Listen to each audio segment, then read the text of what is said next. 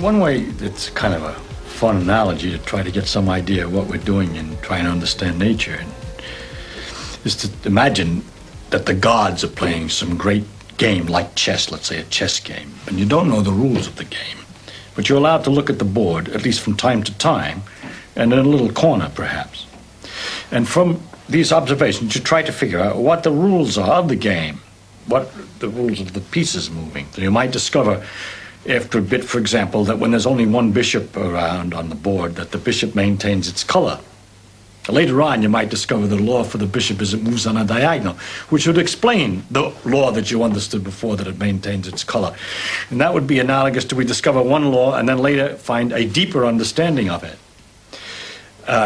Then things can happen, everything's going good, you got all the laws, it looks very good, and then all of a sudden some strange phenomenon occurs in some corner. So you begin to investigate that, to look for it. It's castling, something you didn't expect. We're always, by the way, in a fundamental physics, always trying to investigate those things in which we don't understand the conclusions. We're not trying to check all the time our conclusions. After we check them enough, we're okay. The thing that doesn't fit is the thing that's the most interesting. The part that doesn't go according to what you expected. Also, we could have revolutions in physics after you've been noticed that the bishops maintain their color and they go along the diagonals and so on for such a long time, and everybody knows that that's true. Then you suddenly discover one day in some chess game that the bishop doesn't maintain its color, it changes its color. Only later do you discover the new possibility that the bishop is captured and that a pawn went all the way down to the queen's end to produce a new bishop. That can happen, but you didn't know it. And so it's a very analogous to the way our laws are. They sometimes look positive, they keep on working, and all of a sudden some little gimmick shows that they're wrong, and then we have to investigate the conditions under which this bishop change of color happened, and so forth, and gradually learn the new rule that explains it more deeply. Unlike the chess game, though, in the case of the chess game, the rules become more complicated as you go along. But in the physics, when you discover new things, it looks more simple. It appears on the whole to be more complicated because we learn about a greater experience. That is, we learn about more particles and new things. And so the laws look complicated again. But if you realize all the time what's kind of wonderful, that as we expand our experience into wilder and wilder regions of experience, every once in a while we have these integrations in which everything is pulled together in a unification, which it turns out to be simpler than it looked before. Bueno, muchas gracias por la presentación. Entonces, esta charla va a ser sobre unos temas que yo encuentro realmente lindos y maravillosos y que conectan dos áreas que son aparentemente muy distintas, como el ajedrez. ¿Y cuántos jugadores de ajedrez hay? Bueno, veo la Javiera, que es súper destacada, pero ya. Que conectan el ajedrez, que a pesar de ser un juego maravilloso, un juego, a la física, por lo menos a mi área de la física, y a la forma que uno tiene de hacer física. Ese video ¿cuántos de ustedes hablan inglés? Ya, entonces voy a traducir lo que acaba de decir el personaje que estuvo en el video. Ese personaje se llama Richard Feynman, es uno de los físicos más destacados del siglo pasado y todavía sus ideas influencian lo que hacemos nosotros. Y no solo su idea, no solo sus descubrimientos que le hicieron ganar el Nobel, entre otros premios, sino que su forma súper clara de explicar la física. Sus libros de texto son todavía súper famosos hoy día. Y todo lo hemos estudiado, todo lo que trabajan en mi área. Entonces, ¿cuál es la idea de Feynman? La idea de Feynman en ese comentario corto, eran 3 minutos, es de explicar a todos, pero sobre todo los que juegan ajedrez, cuál es la tarea, cuál es el objetivo de alguien que trabaja en física teórica o aunque también experimental. Entonces, la analogía de Feynman es la siguiente. Imagínense ustedes que están mirando unos dioses jugando un juego muy profundo, el ajedrez, que pero ustedes no conozcan la regla y que tienen que adivinar la regla mirando estos dos dioses que juegan. Entonces, por ejemplo, después de observarlo mucho tiempo o poco tiempo, bueno, dependiendo de la intuición de cada uno, se darán cuenta que el alfil, mira tú, se mueve siempre casi el mismo color en diagonal. Y después podrán mirar el caballo Y dirán, qué extraño este caballo es el único que puede saltar y se mueve a él. Y después de observar varios partidos, llegarán algunos partidos donde el peón llega al final y se transforma. Entonces, la tarea de nosotros me refiero a científicos, como jugador de ajedrez soy bastante malo, pero como científico no tan malo por lo menos. Entonces, la tarea de nosotros científicos es adivinar las reglas del juego mirando los jugadores jugar, pero sin conocer la regla a priori. Y eso es bastante así. Eso explica que hay mucha analogía que ahora voy a comentar. Y también hay algunas diferencias. Y yo voy a hablar más de la analogía, pero la diferencia que en el video Feynman enfatiza es sobre todo la siguiente, que en física, a medida que avanza el conocimiento, a medida que nosotros entendemos más la ley de la física básica se hace cada vez más simple. En el ajedrez, a medida que uno se hace más fuerte, aprende estrategia más fina, aprende a calcular más, aprende táctica mejor, etc. Entonces, hay mucha analogía, pero hay alguna diferencia. La diferencia es que normalmente la naturaleza siempre elige la solución más simple y, digamos, los humanos muchas veces no la entienden. Entonces, las analogías que voy a enfatizar hoy día son sobre todo de metodología. Tengo 2 hijos chiquititos y me preguntan, papá, ¿qué hace en la oficina? Nada, tú lo vas a pasar bien, miras videos de YouTube, qué sé yo. Entonces, ¿cuál es la tarea y cómo todos los días nosotros enfrentamos los problemas abiertos que estamos tratando de solucionar? En la mayoría de los casos, la diferencia, por ejemplo, entre física teórica e ingeniería, es que los ingenieros tienen que aplicar leyes de la física en áreas de la física que ya se conocen bien y nosotros, en la mayoría de los casos, tenemos que entender parte de la física donde todavía no hay experimentos, cuyas leyes todavía no se entienden bien y muchas veces tenemos que solucionar problemas que no existen y no han sido solucionados todavía en los libros. ¿Y cómo se hace esto? Bueno, les voy a mencionar varios métodos. Un método es el ensayo-error. Probablemente ustedes van a pensar que es burdo, porque ¿qué quiere decir ensayo-error? Que, por ejemplo, tengo que solucionar una ecuación y en el libro dice esta ecuación no se puede, pero nosotros tenemos que solucionarla. Entonces intentamos de una forma distinta y tampoco se puede. Intentamos de otra forma y tampoco se puede, etc. Y en algún momento, si tenemos suerte, lo logramos. Eso parece burdo, pero obviamente hay algo de esto en todos los días. Otra cosa importante es estudiar naturalmente. Tenemos que estudiar para desarrollar algo que románticamente todos llamamos intuición, ¿no es cierto? Y la intuición está también en la vida de todos los días de los ajedrecistas. Cuando juegan se hace fuerte y mejor en estudiar los partidos antiguos o no tan antiguos. A medida que hacen esto, desarrollan una intuición que muchas veces le permite encontrar la solución sin calcular demasiado. Y eso nos parece mucho más romántico. Y también esto está en la vida de lo que hacen física o matemática, en general ciencia. A medida que uno estudia, llega el momento que algunos conocimientos viejos que quizás estudió en el doctorado, en un examen que tal vez no tenían nada que ver con lo que uno está tratando de solucionar, hay la respuesta a la pregunta que uno se está haciendo. Y esta analogía se puede resumir como búsqueda de patrones. Es una cosa fundamental de que se habla muchísimo hoy día y que no solo en física o en ajedrez, sino que también, por ejemplo, cuando uno quiere hacer software de reconocimiento facial, por ejemplo, ese tema de reconocer patrones en común entre cosas no iguales es fundamental. Y esa búsqueda de patrones o detectar analogía es algo, digamos, que probablemente está en la definición más romántica que uno tiene de intuición, ¿no es cierto? Y ahora le voy a mostrar primero otro video que ahora va a partir, muy cortito, de hecho no es un video, y le comentaré sobre la última analogía que quiero describir.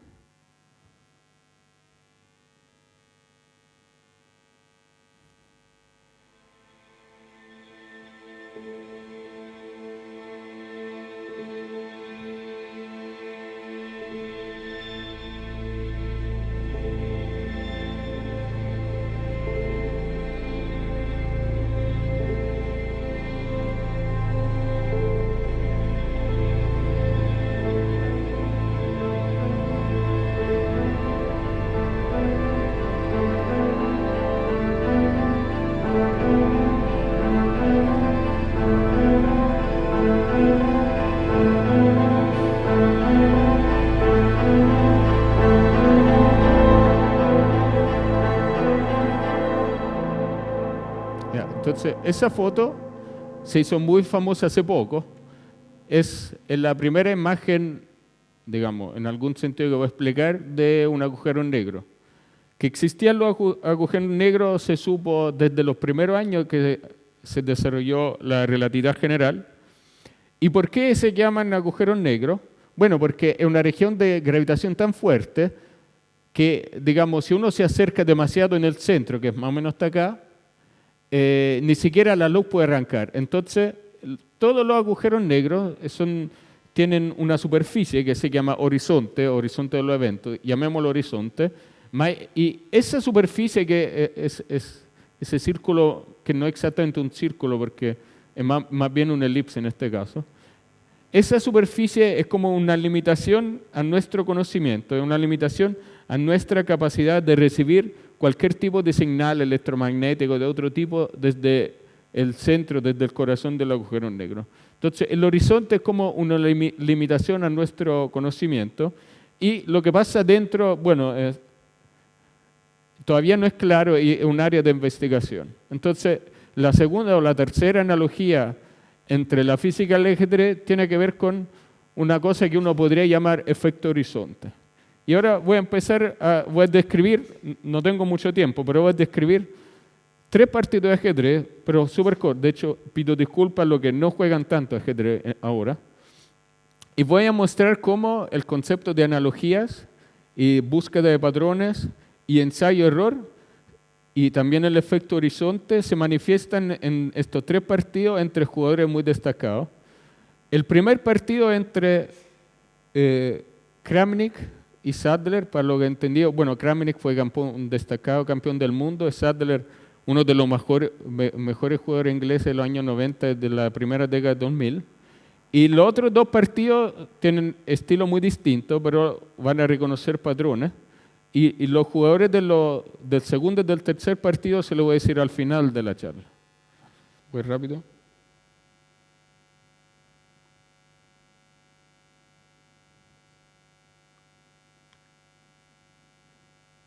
Entonces, voy a ir un poco rápido. Ese primer partido es entre Kramnik con Blanca y un jugador muy destacado inglés, Sadler, que en los años 90 y 2000 era del mismo nivel de Michael Adams, por lo entendido.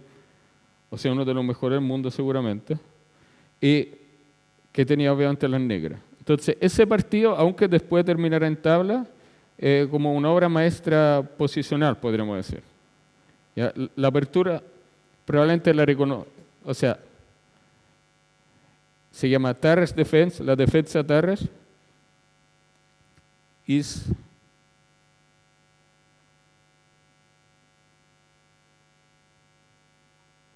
Entonces, un resumen, no sé qué tan necesario es, pero digamos, la idea de esa apertura de parte de las negras es que, bueno, acepta que está una debilidad acá, pero digamos, el precio que pagan las blancas es que las piezas negras son muy activas. Obviamente eso Kramnik lo conoce bien.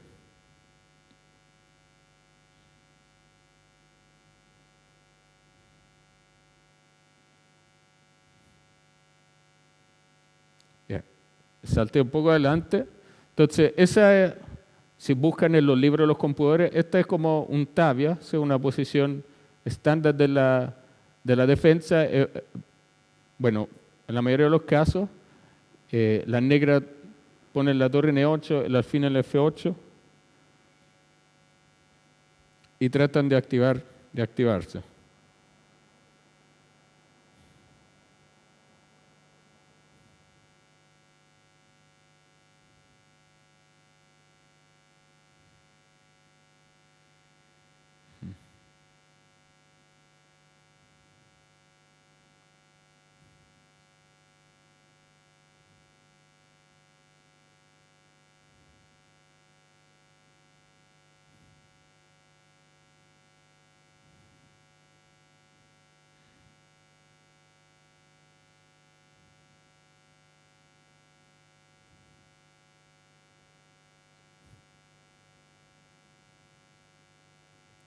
Entonces, ¿por qué voy rápido? Entonces, acuérdense Kramnik, que es un maestro del ajedrez posicional, entiende muy bien estos conceptos que desde el punto de vista de las negras, el alfil negro es una pieza muy buena, defiende las casillas alrededor del peón aislado, entonces lo quiere cambiar. Es una buena idea, ¿no es cierto?, cambiar las buenas piezas del otro para que se quede con las malas.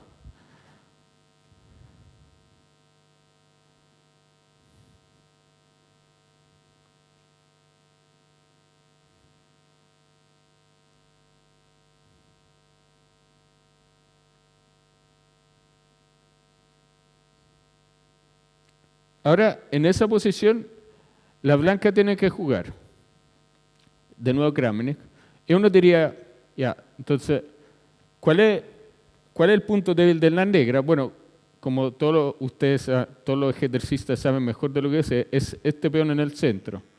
Entonces, obviamente, una cosa que yo no haría, bueno, por eso yo no soy Kramnik, por ejemplo, yo no me comería ese alfil, porque si yo me como el alfil, el peón se come en mi caballo, y ese peón que era débil ya no lo es.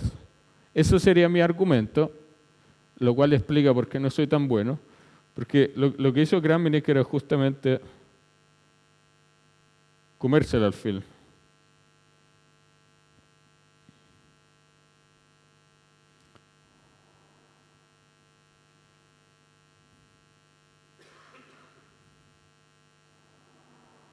Bueno, entonces, ¿por qué se lo come?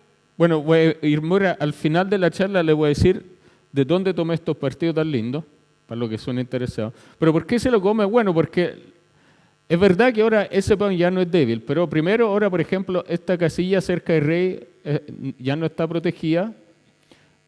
Ya esta casilla es difícil. El caballo negro que estaría feliz acá ya no pueden ir porque la torre que antes protegía esta casilla ya no la protege porque está el peón. Entonces, es verdad que ahora el peón que antes era débil de las negras ya no lo es, pero pasaron más cosas que son a ventaja de la blanca.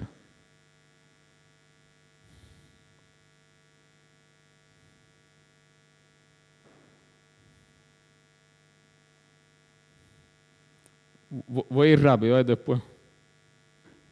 Le cuento el final de la charla y después le muestro los partidos para los que estén interesados en más detalle.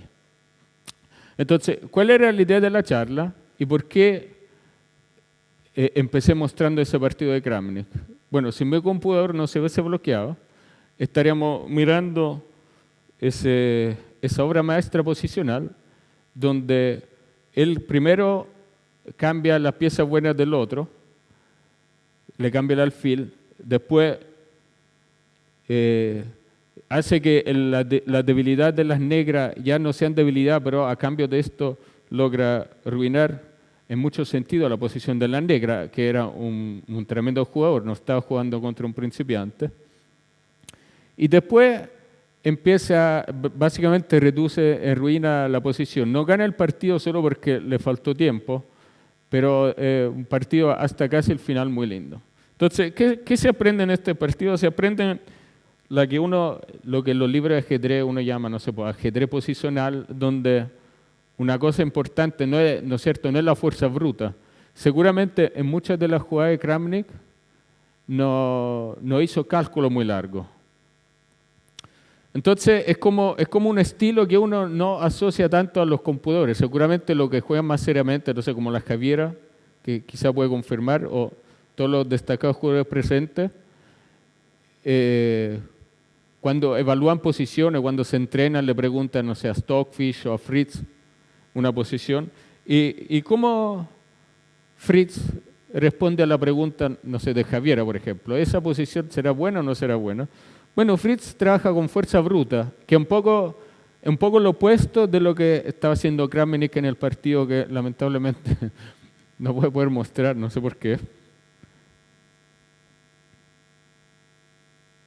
Voy a intentar la última, con el viejo truco.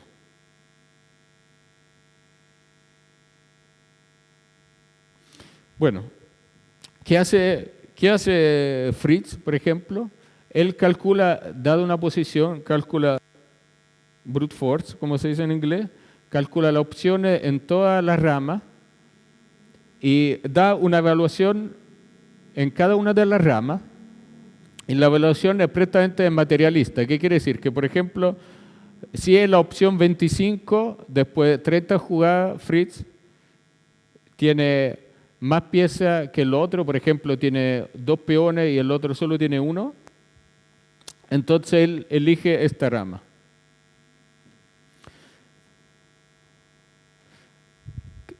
¿Cuál es la forma de jugar de un jugador como Kramnik? Bueno, la forma de jugar de Kramnik, que se entrenó, estudió partidos importantes, seguramente estudió con entrenadores que eran súper buenos. Bueno, es más bien usar lo que uno llamaría la intuición, ¿no es cierto? Seguramente no es fuerza bruta.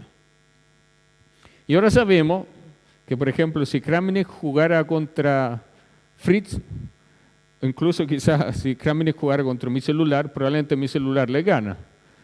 Entonces, quizás nosotros en este momento tenemos como, o lo que juegan ajedrez, tenían como la impresión de que ya se llegó a un punto donde la verdad absoluta es Fritz, por ejemplo. Entonces yo estoy entrenando, estoy analizando una posición y Fritz, que quiere decir fuerza bruta, tiene razón. Aunque yo tenga una gran admiración hacia Kramnik o otros jugadores, no sé, Petrosian o Carlsen, si tengo que elegir quién me dice, si tengo un tablero con una posición, le creo más a, no sé, a Carlsen, que es el actual campeón del mundo, o a Fritz, bueno, le creo a Fritz. Entonces, los partidos que le quería mostrar, y tal vez ahora lo voy a lograr. Ya, ese es el segundo partido que quería mostrar. Y donde, disculpe, ya, ese todavía es el partido de Kramnik. Y ustedes ven, bueno, hemos llegado a una situación donde claramente la posición de la blanca es dominante, ahora las negras tienen debilidad acá, la blanca tiene control de la columna de las columnas C, hay una debilidad en el casilla G6, etc. Bueno, y Kramnik no gana por falta de tiempo,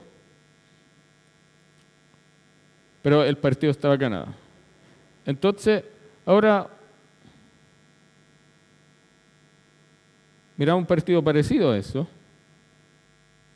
En ese partido, el jugador de la blanca toma, ya, el problema técnico que no puedo solucionar. El jugador de la blanca toma exactamente la misma estrategia de Kramnik, que llega a un partido a una posición ganada. Pero entonces, ¿cuál es la cosa sorprendente? No el partido en sí. Le voy a mostrar la fuente de dónde tomé el partido. La cosa sorprendente es cómo llegó el jugador de la blanca de ese partido, por ejemplo, a llegar a una posición dominante con un alfil de 2 peones contra las negras. Entonces, la cosa sorprendente es que en esta posición, o en otra, le voy a mostrar un poco más adelante, la cosa es que sí, no, parece imposible. Bueno, tal vez a esa altura no es fácil darse cuenta, pero en esta posición la blanca está mucho mejor y de hecho van a estar en una posición ganada en 5 jugadas más. La cosa sorprendente es que las negras son stockfish. Las negras, o sea, en esta posición, las negras son el programa comercial que probablemente el mejor del mundo, era el mejor del mundo hasta hace poco, y que funciona con fuerza bruta. O sea, hasta hace poco, cualquier jugador profesional, cualquier jugador de la elite, si tenía alguna duda sobre alguna posición, le preguntaba a Stockfish. O sea, le preguntaba al señor, llamámoslo así, es un software, pero al señor que estaba en las negras, le preguntaba, bueno, ¿qué opinas tú, Stockfish, de esta posición? Stockfish da una evaluación, la negra tiene ventaja de 2,1, que quiere decir un poco más de 2 peones, o tiene desventaja de menos 2, o sea, desventaja de 2 peones. Y en esta posición, hasta hace una poca jugada atrás, Stockfish evaluaba su posición como o igual o hasta ventajosa. Y resulta que de repente su evaluación cayó hasta encontrarse en una posición completamente perdida. Entonces ustedes me podrían preguntar, ¿y quién es el jugador de la blanca? Tal vez alguien lo sabe. Nadie sabe quién es. Bueno, el jugador de la blanca es un software distinto que casi funciona como humano. Bueno, funciona con lo humano sin los errores de lo humano. El jugador de la blanca se llama AlphaZero, ha sido desarrollado por el team de Google y no trabaja con fuerza bruta. ¿Qué quiere decir? Que en ese partido Stockfish calculaba en todas las variantes hacia 30 jugadas hacia adelante, mientras que eso no era así para la blanca. Entonces, ¿cómo el team de Google logró hacer un software que le ganara a Stockfish 27-0, que no es poco, sin usar la fuerza bruta? Y eso tiene que ver con lo que decía al comienzo, que es lo que uno diría la búsqueda de patrones, o lo que uno llamaría intuición, pero sobre todo, y esa es la cosa más interesante, con lo que uno llamaría ensayo-error. Entonces, ¿cómo funciona ese programa de inteligencia artificial? Funciona de la forma siguiente. Ustedes dan la regla del juego al software, y nada más que eso, y lo hacen autoentrenarse por 4 horas en ese caso. ¿Qué quiere decir? Que ese computador, ese software, jugó 4 horas contra sí mismo, bueno, son procesadores múltiplos, y en estas 4 horas logró hacer millones de partidos, obviamente es un computador, y logró desarrollar estrategia. ¿Cómo se desarrolla en estrategia? Guardó en una caja, por decirlo así, toda la estrategia que claramente no funcionaban y logró asignar un puntaje estadístico a cada posición. Entonces, después de estas 4 horas de entrenamiento, que quiere decir billones de partidos de ajedrez jugados entre el programa consigo mismo, él desarrolló una intuición. Intuición quiere decir evaluar cada posición no pensando en el material. O sea, a AlphaZero le da lo mismo si tiene una torre menos. Y de hecho, el otro partido que le iba a mostrar, si mi computador no se habrá bloqueado, era un partido maravilloso donde él sacrifica 4 o 5 peones, que es algo que Stockfish nunca haría, y llega a una posición ganada. Entonces, él sabe que aunque hay posiciones donde él tiene quizá un caballo menos, desde esta posición hay otra ventaja que no se pueden calcular simplemente contando los peones, que lo hacen ganar. Y Stockfish no calcula 30 jugadas como... AlphaZero no calcula 30 jugadas como Stockfish. O sea, en esta competencia realmente... si uno lo mira desde el punto de vista del hardware, es realmente una competencia donde la blanca tiene una desventaja enorme, porque la capacidad de cálculo de las negras son infinitamente mayores. Sin embargo, el software de la blanca ganó por 27 puntos.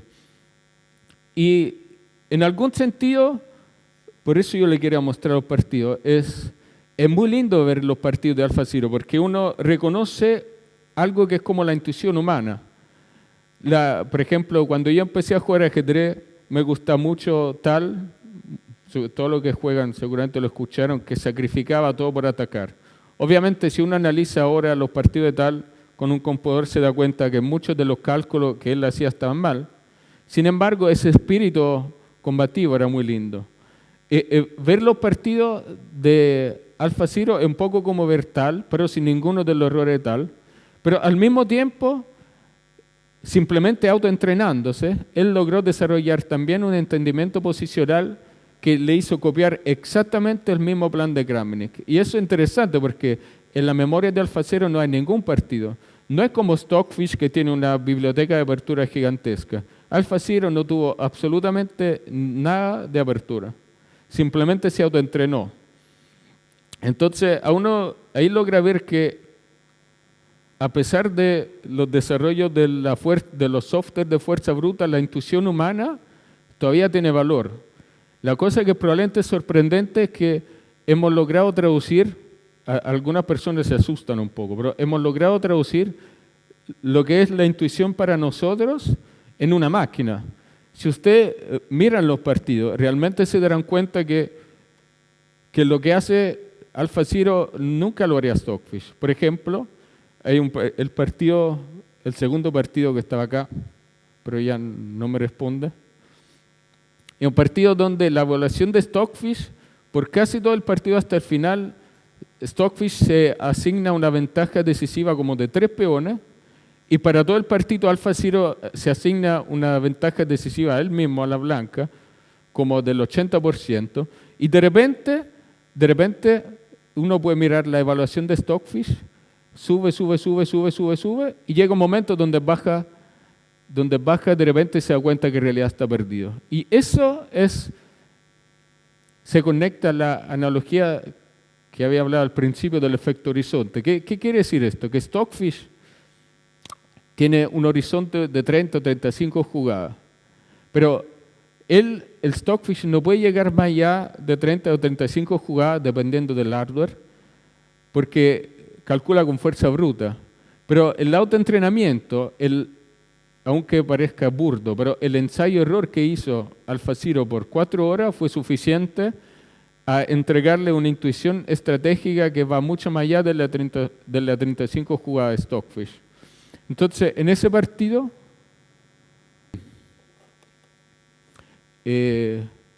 la cosa notable de ese partido es que las evaluaciones de estos dos softwares eran completamente opuestas hasta el final, cuando Stockfish se dio cuenta que está perdido, pero ya era tarde. Entonces, aquí realmente uno puede medir con mano qué quiere decir horizonte en el ajedrez, sobre todo qué quiere decir horizonte en el ajedrez jugado por la máquina. Y al parecer, Stockfish tiene problema de horizonte como Fritz, Komodo, todo lo que ustedes usan, pero AlphaZero no tiene este problema. Y por eso mirar ese partido es realmente maravilloso. Bueno, en internet hay mucho, le puedo mostrar el libro de donde los tomé. Y realmente nos enseña algo. Nos enseña que a pesar de todos los avances, la intuición, digamos, y el simple ensayo-error, que quizá uno podría pensar que el método más burdo que hay, puede lograr construir, si uno le pone mucha dedicación, una intuición que va más allá de la fuerza bruta más grande que uno se puede imaginar en ajedrez. No, Stockfish por varios años ganó el campeonato del mundo de ajedrez por software y perdió sin ninguna esperanza contra ese simple programa que se autoentrenaba. Y la moraleja de todo es que, o sea, probablemente el problema más grande de Stockfish es la evaluación de la posición. O sea, el problema es que, así como cuando uno le enseña a jugar a un niño, uno le dice, bueno, el caballo vale 3, el alfil vale 3, no sé, la torre vale 5, la dama vale 9 o 10.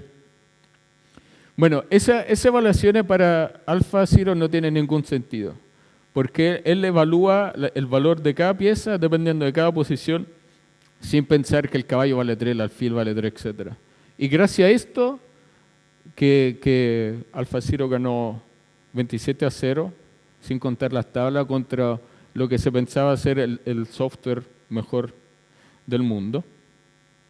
Y la historia también detrás de cómo esa es una copucha, yo no sé si es verdad, pero la escuché por ahí de varios grupos distintos, de cómo el equipo de Google se dio cuenta de la potencia de este método. Obviamente programas, software que se autoentrenan eran conocidos desde los años 60, los años 70, se llaman, no sé, algoritmos genéticos, por lo que trabajan un poco en eso. Pero se dieron cuenta por lo siguiente, que usando esta técnica, Google Translator, no sé si ustedes lo usaron alguna vez, el traductor de Google, que usted le pone, no sé, una palabra, una frase en castellano y la traduce en inglés, por ejemplo. ¿Ya? Entonces, en algún momento los investigadores de Google se dieron cuenta de que, imagínense que aquí este tablero es Google Translator, entonces usted le da como input una palabra en castellano, él hace algo y sale una palabra en inglés. Pero lo que hizo, ese software que inventaron para Google Translator también trabaja con inteligencia artificial, esa misma técnica que le permitió ganarle a Stockfish. Se dieron cuenta, ellos no se imaginaron lo que pasó, pero se dieron cuenta que Google Translator no traduce directamente desde castellano a inglés, sino que Google Translator, ese software que se entrenó para traducir de la misma forma que AlphaZero se autoentrenó para jugar ajedrez, inventó algo que uno podría decir un idioma universal. Se dieron cuenta que, por ejemplo, bueno, usted le dan una palabra en castellano, entonces él traduce desde el castellano a un idioma universal y da ese idioma universal lo traduce en inglés. Y si yo le digo algo en italiano y quiero saber en chino, él traduce de italiano a ese idioma universal y del idioma universal a chino. Entonces, cuando los investigadores se dieron cuenta de eso, apagaron la máquina y trataron de entender cuál era ese idioma universal y no pudieron entenderlo. Pero sí se dieron cuenta que esa era la forma más eficiente de traducir entre un idioma y otro idioma y que se ahorraba mucho más espacio y mucho más poder de cómputo.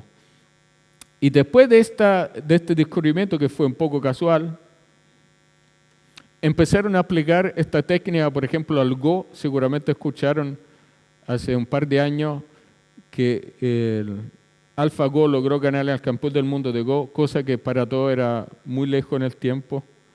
Y bueno, le ganó 27-0 a Stockfish. Y ahora es una técnica que se usa, por ejemplo, en los hospitales. Hay varios hospitales que implementaron el siguiente servicio, que uno va donde una máquina, le dice los síntomas que tiene, y esta máquina, que se autoentrenó en el mismo sentido que le comenté antes, esta máquina, después que usted le digan los síntomas, dice, bueno, usted al 80% tiene gripe, al 60% tiene algo más, y la chunta mucho mejor que... ¿Hay algún médico presente? No. Bueno, la chunta mucho mejor que todos los médicos. Entonces, eso era la conclusión de la charla. Lamento que mi computador colapsó, pero le puedo mostrar el libro que tengo acá. Y yo creo que la moraleja es que lo que uno pensaría, o que yo pensaba cuando era chico, que era el método más burdo de buscar soluciones de algo, o sea, el ensayo-error, en realidad tan burdo no es, si uno lo hace bien, digamos. Eso. Ok, Fabricio. Muchas gracias por la excelente charla. Un gran aplauso.